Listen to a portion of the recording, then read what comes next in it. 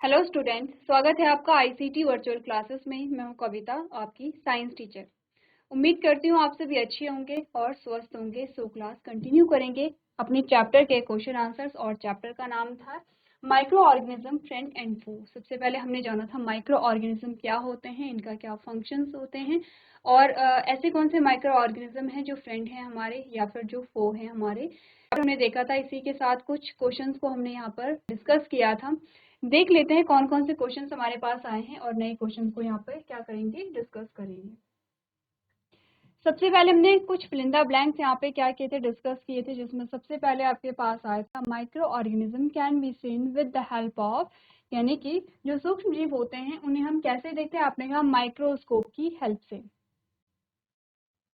Second question है blue green algae fix dash directly from air and enhance the fertility of the soil, यानी कि जो blue green algae है वो वायु से, वो आपके वातावरण में जो हवा होती है, जो एयर होती है, वहां से किसी चीज को फिक्स करते हैं जो कि सॉइल के फर्टिलिटी बढ़ाती है। आपने कहा क्या है, नाइट्रोजन है। तीसरा, alcohol is produced with the help of, alcohol का प्रोडक्शन होता है किसकी हेल्प से, आपने कहा ईस्ट की हेल्प से। लेकिन आपने लास्ट जो आपके पास आता है स्टेटमेंट, उसमें कहा गया है कोलेरा इज कॉज्ड बाय, आपने कहा विब्रियो कोलेरा। ठीक है, ये आपके क्या आए थे, आंसर्स आए थे। चलिए नेक्स्ट हमने कहा था आपके पास एमसीक्यूज में क्वेश्चन आए थे, जिसमें आपके पास स्टेटमेंट दी गई है, आपको सही जो उत्तर है वो चूज करना था। पहली जो स्टेटमेंट है उससे कहा गया है east is used in the production of, east का उपयोग आप किसके प्रोडक्शन के लिए करते हैं। ऑप्शन में है शुगर, यानी कि इसे आप शुगर कहेंगे या शर्करा कहेंगे, अल्कोहल, तीसरा है हाइड्रोक्लोरिक एसिड, और चौथा है ऑक्सीजन। आंसर आपका आया था यहाँ पर अल्कोहल। नेक्स्ट जो स्टेटमेंट हमारे पास आई है, the following is an antibiotic, निम्नलिखित में से प्रतिजैविक है। ऑप्शन है आपके पास सोडियम बाइकार्बोनेट है, स्ट्रेप्टोमाइसिन है, अल्कोहल है, ईस्ट है। इसका आंसर हमारे पास आया था स्ट्रेप्टोमाइसिन। नेक्स्ट जो हमारे पास स्टेटमेंट आई है, carrier of malaria causing protozoans, यानी कि मलेरिया पैदा करने वाले प्रोटोजोआ का वाहक क्या है। ऑप्शन है फीमेल एनोफिलिस मॉस्किटो, कॉकरोच है, हाउस फ्लाई है, बटरफ्लाई है। आपका ऑप्शन आया था फीमेल एनोफिलिस। नेक्स्ट है the most common carrier of communicable disease, आपको बोला गया कि संचारी रोगों का सर्वाधिक सामान्य वाहक क्या है। चींटी है, घरेलू मक्खी है, ड्रैगन फ्लाई है, मकड़ी है। आपने कहा हाउस फ्लाई।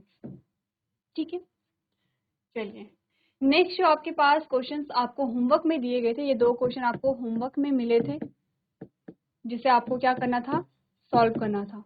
पढ़ लेते हैं क्या क्या क्वेश्चंस हमारे पास आए थे। आपने कहा द ब्रेड और idli dough rise because of, यानी कि ब्रेड या इडली का आटा किसके कारण फूलता है। हमने कहा था कि आपने क्या किया, ब्रेड या इडली का आपने डो तैयार किया। ठीक है, इस प्रकार से कुछ टाइम बाद आपने देखा कि ये जो डो है ये क्या हो गया है, फूल गया है।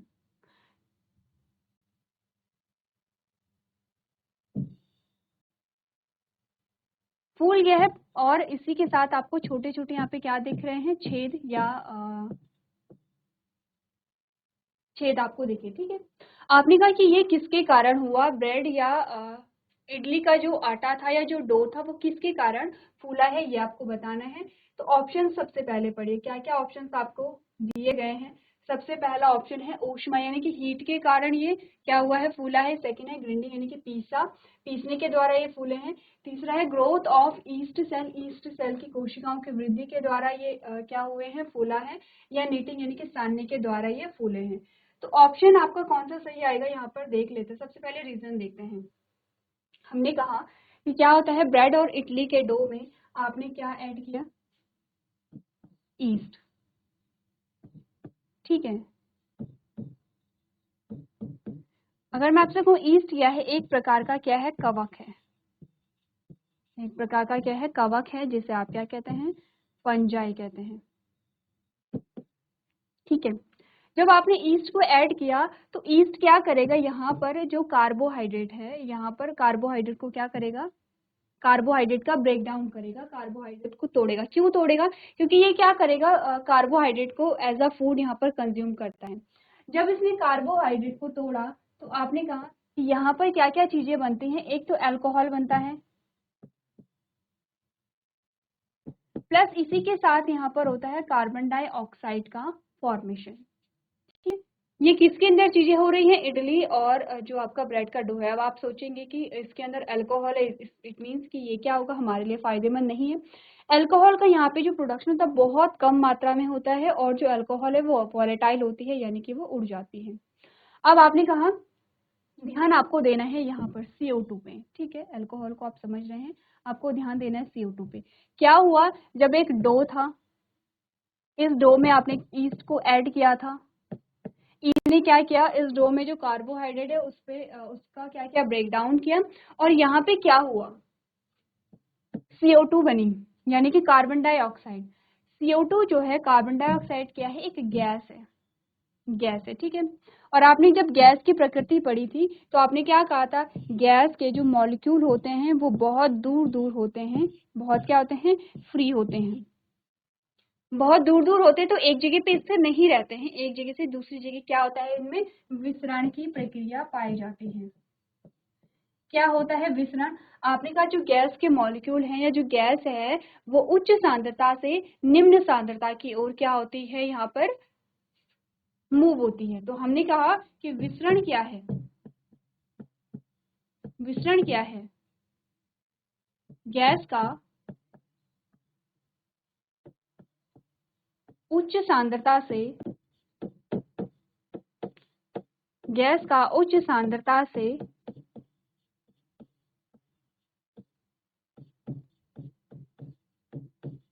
निम्न सांद्रता की ओर प्रवाह, ठीक है, इसे हम क्या कहते हैं, विसरण कहते हैं। जो विसरण की प्रकृति है वो किस में पाई जाती है, आपने कहा वो पाई जाती है गैस में। क्यों पाई जाती है, क्योंकि गैस क्या होती है, एक जगह पे स्थिर नहीं रहती है। तो हमने कहा कि कोई भी जो चीज है वो उच्च सांद्रता से निम्न सांद्रता की ओर विस्तृत होगी। अगर हम पानी के बारे में बात करें तो आप क्या कहते हैं, आपने पानी गिराया, आपने कहा एक टब है आपने लिया, ठीक है, एक टब है, इस प्रकार से एक टब है, आपने क्या किया, यहाँ पर पानी को भर दिया है, ठीक है। अब यहाँ पर एक और टब है जो कैसा है, आपने कहा यह है खाली है, और जब ये खाली है तो आपने क्या किया, यहाँ पर इस टब को ओपन कर दिया, इस प्रकार से दोनों को आपने जोड़ दिया है। अब क्या होगा, जो पानी है, पानी का जो मूवमेंट होगा वो कहाँ होगा, यहाँ से यहाँ की ओर होगा। क्यों होगा, क्योंकि हमने हमेशा कहा है कि यहाँ पर क्योंकि खाली स्थान है, यहाँ पर पूरा पानी भरा हुआ है, तो पानी कहाँ को बहेगा, जहाँ पे खाली स्थान है। इसी को हम क्या कहते हैं कि जो पानी है वो उच्च सांद्रता से, सांद्रता का सिंपल सा मतलब आप लगा सकते हैं क्वांटिटी से, मात्रा से। आपने कहा जो पानी है वो जहां पर उसकी अधिक मात्रा है वहां से कहाँ की ओर जाएगा, जहां पर उसे खाली जगह मिलेगी। तो आपने कहा कि पानी जो है वो एक टब से या एक बर्तन से दूसरे बर्तन में क्या हो जाएगा, चला जाएगा। कब तक चला जाएगा, जब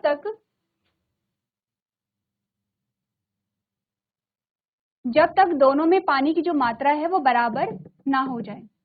जब दोनों में बराबर हो जाएगी, तो बराबर होने का क्या मतलब है, आपने कहा अगर बराबर दोनों में पानी की जो मात्रा है अगर वो बराबर हो गई तो इसका क्या मतलब हुआ कि दोनों में जो पानी की जो क्वांटिटी है या जो पानी की सांद्रता है वो दोनों में इक्वल है। अगर दोनों में इक्वल है तो अब क्या होगा, पानी मूव नहीं करेगा, क्योंकि पानी हमेशा क्या करता है, उच्च सांद्रता से निम्न सांद्रता की ओर क्या करता है, मूव करता है। इस प्रोसेस को हमने क्या कहा था, ऑस्मोसिस कहा था।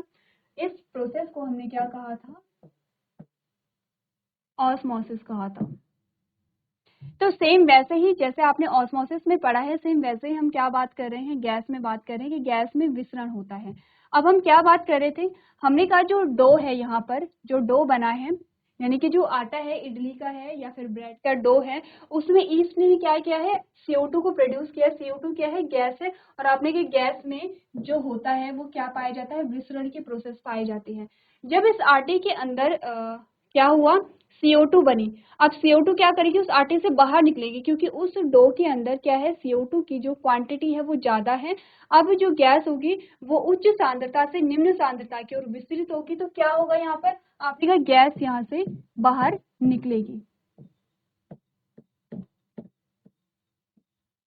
जब गैस यहाँ पर बाहर निकली तो इससे क्या होगा, जब गैस बाहर निकली तो उसने जगह बनाई अपने जाने के लिए, और जब जगह बनाई तो आपने कहा ये जो डो है ये फूल गया है, क्योंकि गैस बाहर निकली तो उसने जगह बनाई है। क्योंकि इसने जगह बनाई है तो अब आपको क्या मिलेगा, यहाँ पर छेद देखने को मिलेंगे। इस प्रकार से आपको वहां पर क्या देखने को मिलेंगे, स्पॉट देखने को मिलेंगे।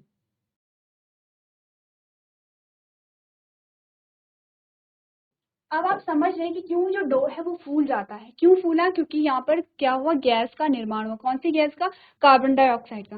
कार्बन डाइऑक्साइड क्योंकि उसे बाहर निकलना है, क्योंकि हमने क्या कहा था कि यहाँ पे सांद्रता अधिक हो गई है कार्बन डाइऑक्साइड की, क्योंकि कार्बन डाइऑक्साइड को बाहर निकलना है, तो इसीलिए वो क्या करेगा, जगह बनाएगा।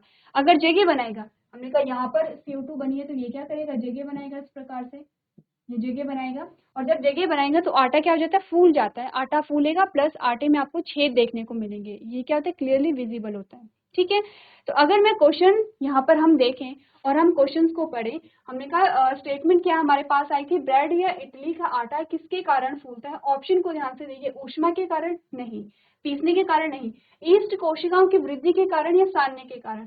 अब अगर इसी के साथ हमारे पास यहाँ पर एक और ऑप्शन आता कि कार्बन डाइऑक्साइड के निर्माण के कारण, तब हम उस ऑप्शन को चूज करते हैं। क्योंकि यहाँ पे CO2 की बात नहीं की गई है, तो हमने कहा ईस्ट कोशिकाओं की वृद्धि के कारण क्या होता है, यहाँ पर आटे का जो डो है वो फूलता है। क्योंकि जितनी ज्यादा ईस्ट बनेंगे उतनी ही ज्यादा वो क्या करेंगे, कार्बन डाइऑक्साइड का प्रोडक्शन करेंगे। ठीक है, और जितनी ज्यादा कार्बन डाइऑक्साइड क्या होगी यहाँ पे बनेगी, उतनी ही ज्यादा क्या होगा, यहाँ पर जो डो है वो फूलेगा।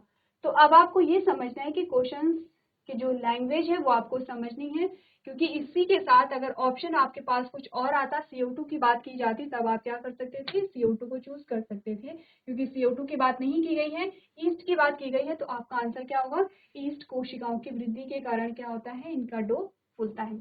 इसके पीछे का जो रीजन है अब आप वो समझ चुके हैं कि ईस्ट की कोशिकाएं जब बन रही हैं तो वो क्या कार्य कर रही हैं। दूसरा क्वेश्चन हमारे पास आया था, the process of conversion of sugar into alcohol. Sugar किस में बदल रही है, अल्कोहल में बदल रही है। ये सेम वही चीज है जो हमने क्या बोला था, हमने कहा था ईस्ट ने क्या किया है,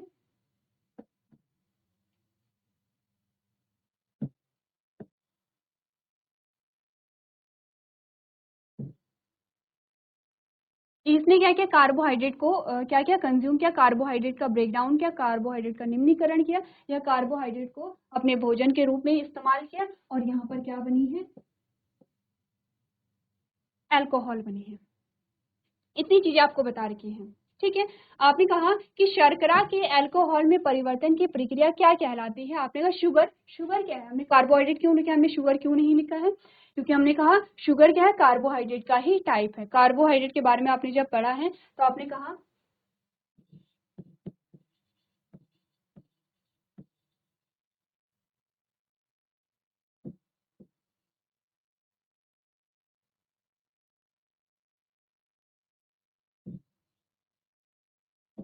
सिंपल कार्बोहाइड्रेट आते हैं,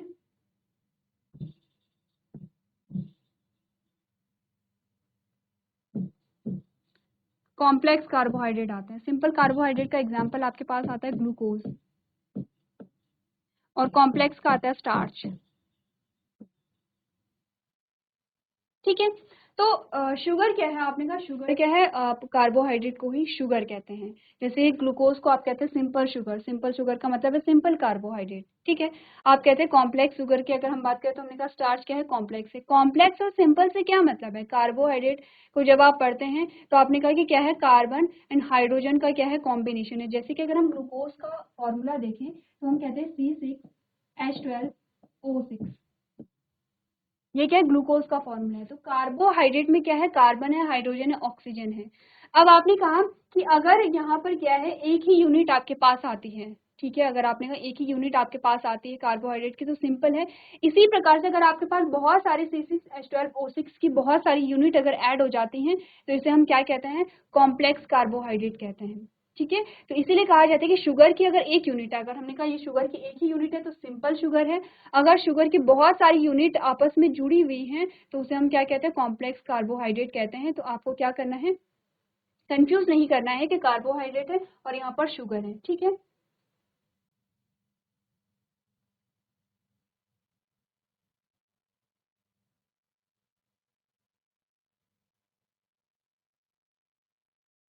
चलिए, अब आपसे क्वेश्चन में क्या पूछा गया है, आपसे पूछा गया है कि यहाँ पर क्या हुआ, शुगर जो है वो अल्कोहल में परिवर्तित हो गई है, किसके कारण हुई है ये हमने देख लिया है। हमने कहा कि ईस्ट के कारण क्या हुआ है, जो कार्बोहाइड्रेट है वो शुगर में परिवर्तित हुई है। आपसे क्वेश्चन पूछा गया इस प्रोसेस को, इस प्रक्रिया का नाम क्या है। क्वेश्चन आपसे ऐसा भी पूछा जा सकता था, कार्बोहाइड्रेट अल्कोहल में परिवर्तित हो गई है और इस प्रक्रिया को करने के लिए कौन सा माइक्रो ऑर्गेनिज्म या कौन सा जो ऑर्गेनिज्म है वो जिम्मेदार है। या तो ऐसे क्वेश्चन आता तब आपका आंसर होता है ईस्ट यहाँ पे रिस्पॉन्सिबल है। आपसे पूछा गया इस प्रोसेस को क्या कहते हैं, ऑप्शन है नाइट्रोजन फिक्सेशन कहेंगे, नाइट्रोजन स्थिरीकरण, या फिर मोल्डिंग कहेंगे, या फॉर्मेंटेशन यानी कि किण्वन कहेंगे, या इन्फेक्शन कहेंगे। तो इन्फेक्शन तो नहीं होगा, ठीक है, नाइट्रोजन स्थिरीकरण भी नहीं होगा। ऑप्शन क्या आएगा आपका, किण्वन, यानी कि इस प्रोसेस को हम कहते हैं फर्मेंटेशन। ठीक है, क्लियर है।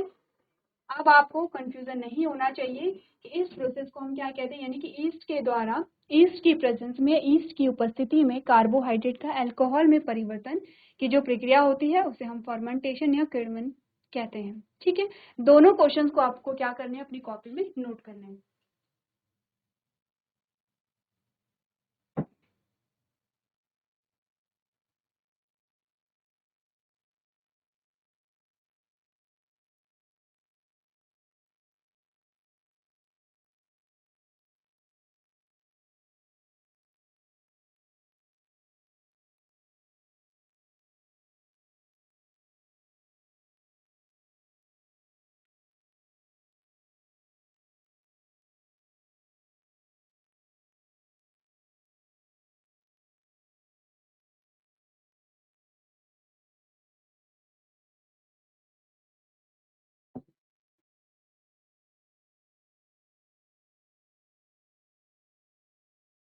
चलिए, तो नेक्स्ट यहाँ पर जो क्वेश्चन हमारे पास आते हैं उन्हें देख लेते हैं। Match the organism in column A with their action in column B. ठीक है, आपने क्या करना है, कॉलम ए कॉलम बी आपके पास दो आए हैं, इनके एक्शन के अकॉर्डिंग हमें क्या करना है, इन्हें यहाँ पर मैच करना है। पहले ऑप्शन में आपने कहा बैक्टीरिया है, राइजोबियम है, लैक्टोबैसिलस है, ईस्ट है, प्रोटोजोन्स है एंड वायरस है। बी में आपको कहा गया है फिक्सिंग नाइट्रोजन, सेकंड है सेटिंग ऑफ कर्ड, तीसरा है बेकिंग ब्रेड, डी है कॉजिंग मलेरिया, ई है कॉजिंग कोलेरा, एफ है कॉजिंग एड्स एंड लास्ट है प्रोड्यूसिंग एंटीबॉडीज। ठीक है, अब हम बैक्टीरिया भी आपके पास आया है, राइजोबियम आपके पास आया है, लैक्टोबैसिलस आपके पास आया है। अब आपको क्या करना है, देखना है बैक्टीरिया है, लैक्टोबैसिलस है, दोनों ही बैक्टीरिया हैं, किसका क्या फंक्शन होता है। तो कैसे पता करेंगे, अगर हम बात करें सेटिंग ऑफ कर्ड की तो हम किसकी बात करते हैं, लैक्टोबैसिलस की बात करते हैं। बेकिंग ऑफ ब्रेड में हम किसकी बात करते हैं, यहाँ पर ईस्ट की बात करते हैं। ठीक है, अगर हम बात करें यहाँ पर वायरस के बारे में तो आपने कहा कि जो वायरस है वो किसके लिए रिस्पॉन्सिबल होता है, एड्स के लिए रिस्पॉन्सिबल होता है। तो इसी प्रकार से हम क्या करेंगे, हमने कॉलम ए को कॉलम बी से जब मैच किया तो आपने कहा कि क्या क्या यहाँ पर होंगे। अगर हम कहेंगे कि बैक्टीरिया है वो क्या करेगा, यहाँ पे मलेरिया को कॉज करेगा, ठीक है, कोलेरा को कॉज करेगा, क्या होगा, कोलेरा को कॉज करेगा। तो हमने कहा कि जो बैक्टीरिया है वो क्या करेगा, कोलेरा कॉज करेगा, राइजोबियम क्या करेगा, नाइट्रोजन फिक्स करेगा, लैक्टोबैसिलस क्या करेगा, सेटिंग ऑफ कर्ड यानी कि दही जमने के लिए रिस्पॉन्सिबल होता है, और ईस्ट का फॉर्मेशन होगा, बेकिंग ऑफ ब्रेड, प्रोटोजोन्स का जो काम होगा वो क्या होगा, यहाँ पर मलेरिया को कॉज करना है, और वायरस का जो यहाँ पर आप क्या देखते हैं, एक्शन देखते हैं, वो क्या होगा, यहाँ पे एड्स को कॉज करना। इंपॉर्टेंट चार्ट है, ये आपको क्या करने हैं, यहाँ पर अच्छे से समझने हैं, तो एक बार आप पूरे चार्ट को देख सकते हैं।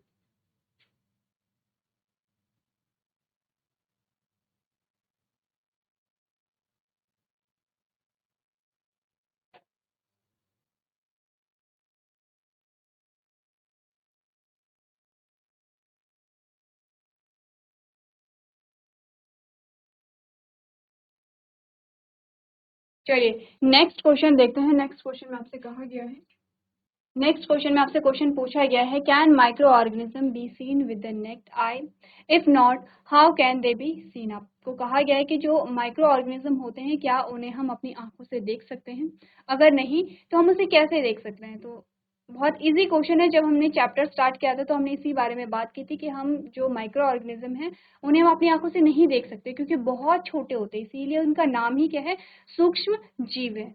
किसकी मदद से देखते हैं हम, माइक्रोस्कोप की मदद से देखते हैं। तो आंसर हमारे पास क्या आएगा, आंसर जो हमारे पास आता है, micro organism can't be seen by the naked eye because they are very small, they can be seen by using a microscope, यानी कि सूक्ष्म जीव को हम अपनी आंखों से नहीं देख सकते हैं। सूक्ष्म जीवों को देखने के लिए हम क्या करते हैं, सूक्ष्मदर्शी का उपयोग करते हैं। ठीक है, सिंपल है। नेक्स्ट क्वेश्चन आपसे पूछा गया है, what are the major groups of micro organism. Micro organism के जो मेजर ग्रुप हैं वो कौन कौन से ग्रुप आपके पास आते हैं, यानी कि ऐसा तो नहीं है कि माइक्रो ऑर्गेनिज्म एक है या दो हैं, आपने कहा पूरे के पूरे ग्रुप हैं। और ग्रुप दोनों टाइप के हो सकते हैं, कैसे होते हैं, हमारे फ्रेंड भी हो सकते हैं एंड फो भी हो सकते हैं। ये हमारे पास कुछ ग्रुप आते हैं माइक्रो ऑर्गेनिज्म के, जिसमें आपने कहा बैक्टीरिया है, जिसे आप क्या कहते हैं, जीवाणु कहते हैं, जिसे आप क्या कहते हैं, जीवाणु कहते हैं। फंगस है, फंजाई है, जिसे आप कवक कहते हैं। प्रोटोजोन्स है, जिसे आप प्रोटोजोआ कहते हैं। एल्गी है, जिसे आप शैवाल कहते हैं। वायरस है, जिसे आप विषाणु कहते हैं। तो हमने क्या बोला, आपके पास क्या क्या आए हैं, जीवाणु, कवक, प्रोटोजोआ,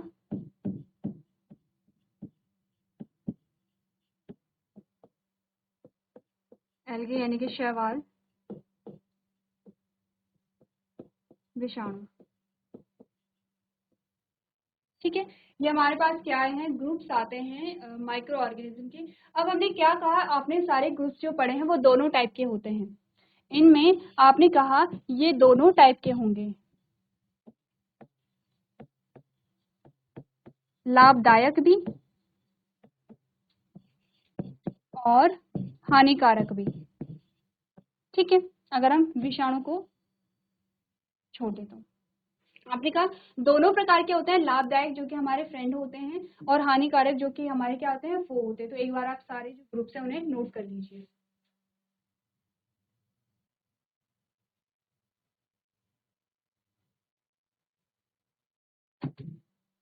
क्लियर है, तो हमारे पास यहाँ पर कितने ग्रुप आते हैं, बैक्टीरिया आता है, फंगस आता है, प्रोटोजोन्स आते हैं, एल्गी आता है, वायरस आता है। ठीक है, जिसे आप क्या कहेंगे, विषाणु कहेंगे। इतनी बात क्लियर है, तो आगे बढ़ते हैं।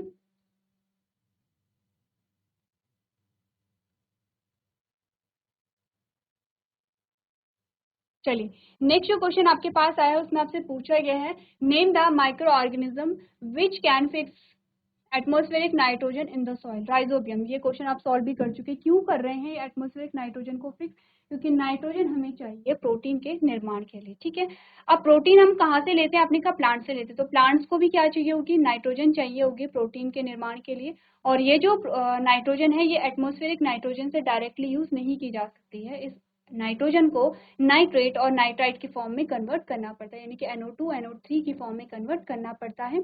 और तभी जो नाइट्रोजन है प्लांट्स उसे क्या कर सकते हैं, कंज्यूम कर सकते हैं। इसके लिए कौन हेल्प करेगा, राइजोबियम हेल्प करेंगे। ठीक है, अगला जो क्वेश्चन आपके पास आता है उसमें पूछा गया है, right 10 lines on the usefulness of micro organism in our life. अब आपको बताना है, यहाँ पर आपके पास क्वेश्चन आया है कि हमारे जीवन में सूक्ष्म जीवों की उपयोगिता पर 10 पंक्तियां लिखिए। और एक और क्वेश्चन हमारे पास आएगा कि आपको सेम क्या करना है, माइक्रो ऑर्गेनिज्म के हमारी लाइफ में जो हार्मफुल इफेक्ट है उन पे भी आपको यहाँ पे 10 लाइन्स लिखनी है।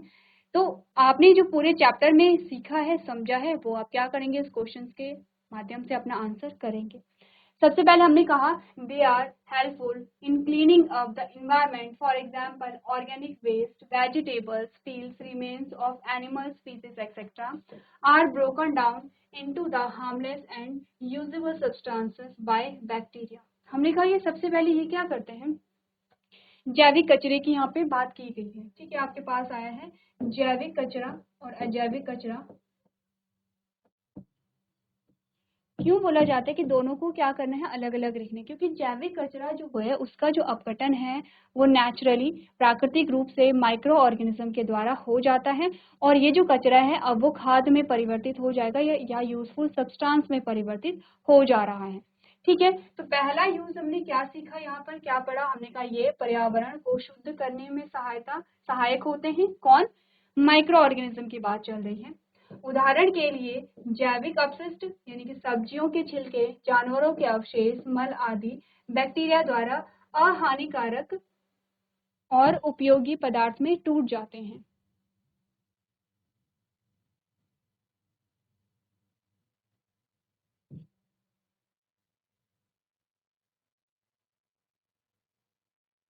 ठीक है, तो हमने क्या बात की है यहाँ पर, जो कचरा होता है वो क्या होता है यहाँ पर अहानिकारक, यानी कि हमारे लिए कोई भी हानिकारक नहीं है और उपयोगी पदार्थों में टूट जाता है। जैसे कि खाद, खाद कैसे बनती है, आपने कहा जैविक कचरे से खाद का निर्माण किया जाता है। खाद के क्या उपयोग होते हैं, सॉइल की फर्टिलिटी को क्या करते हैं, बढ़ाते हैं, यानी कि मिट्टी की उर्वरक क्षमता को बढ़ाते हैं। कैसे बढ़ाते हैं, आपने कहा जो मिनरल्स होते हैं उनमें ऐड हो जाते हैं। तो इनके माध्यम से क्या होता है कि पहला आपने यूज देख लिया है किसका, माइक्रो ऑर्गेनिज्म का। इसमें माइक्रो ऑर्गेनिज्म भी होते हैं, इसमें कृमि भी होते हैं, लेकिन माइक्रो ऑर्गेनिज्म भी होते हैं। जैसे कि आपने देखा होगा, आपने एक जगह पे फल सब्जियों के छिलके वहां पे रखे हुए हैं, या किसी भी एनिमल, किसी भी जंतु का क्या है, मृत शरीर अगर है, कुछ टाइम बाद आप देखते हैं तो वहां पे सिर्फ हड्डियों का ढांचा आपको मिलता है। तो वो सारे जो जैविक कचरे हैं, जैविक कचरे से क्या मतलब है, ऐसा कचरा जो किसी जीव से हुआ है। जैसे कि फल सब्जियां किससे हुई हैं, पेड़ पौधों से हुई हैं। किसी का मृत शरीर है तो वो किससे हुआ है, किसी भी जंतु से क्या हुआ है, जब उसकी डेथ हो गई है तब वो क्या हुआ है, जैविक कचरे में परिवर्तित हुआ है। तो जैविक कचरे से हमने क्या समझा, इसका अपघटन कौन करेगा, माइक्रो ऑर्गेनिज्म इसके अपघटन में क्या करते हैं, इंपॉर्टेंट रोल प्ले करते हैं। पहला जो रोल है माइक्रो ऑर्गेनिज्म का हमारी लाइफ में, वो आपने देख लिया है, एक बार आप इसे पढ़ सकते हैं। चलिए, इसके अलावा अब आपको क्या करना है, 9 और लाइंस लिखने हैं, 9 ऐसे और यूज लिखने हैं जो कि आप बताते हैं आपको कि माइक्रो ऑर्गेनिज्म हमारे फ्रेंड होते हैं। ये आप होमवर्क में करके लेके आएंगे, नेक्स्ट जो लेक्चर होगा उसमें हम यहाँ से कंटिन्यू करेंगे अपने आंसर को। तो आज के सेशन में हम इतना ही करेंगे। अभी तक क्लास में बने रहने के लिए आपका धन्यवाद।